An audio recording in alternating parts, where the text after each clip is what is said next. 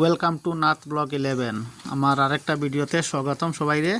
এই দেখো মোবাইলের টাওয়ারে আমাদের ডিজিতে ফ্লাড যাওয়ার পরে কি পরিস্থিতি, ডিজির ট্যাঙ্কিতে কতটুক জল ঢুকেছে। আগের যেগুলো তেল আসিল ওইগুলো তো আর গেছে, লগে এখন জল ঢুকছে। তো কোম্পানির কত লস। ওই ট্যাঙ্কিটা কিন্তু বহুত বড় ট্যাঙ্কি, 300 লিটার ক্যাপাসিটির ট্যাঙ্কি, সব জল হয়ে গেছে। এখন ওইগুলা ক্লিনিং করমু, ওয়াশ করমু, করিয়া সারি আবার ডিজেল ঢুকাইমু, ডিজেল ঢুকাইয়া ডিজি স্টার্ট দেওয়া হইব। তারপরে গ্যাস হারি ডিজিটা প্রপারলি কাজ করব।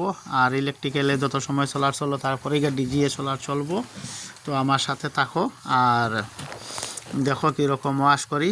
লম্বা ভিডিও বানাই না, ছোটো ছোটো বানাই, কারণ নতুন চ্যানেল সবে এখনও দেখে না।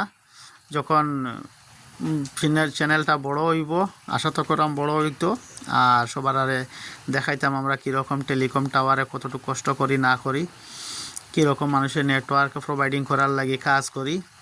তো দেখতে পারতেছো কতটুকু কষ্ট হইতেছে।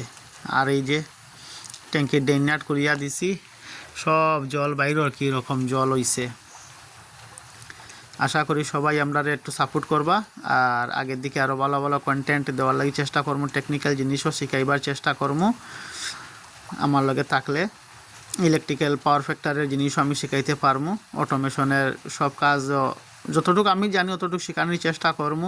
কেউ যদি উপকার হইয়া থাকে এতটুকে, তো আশা করি আমার লগে থাকবা আর দেখবা আমার এই ভিডিওগুলো।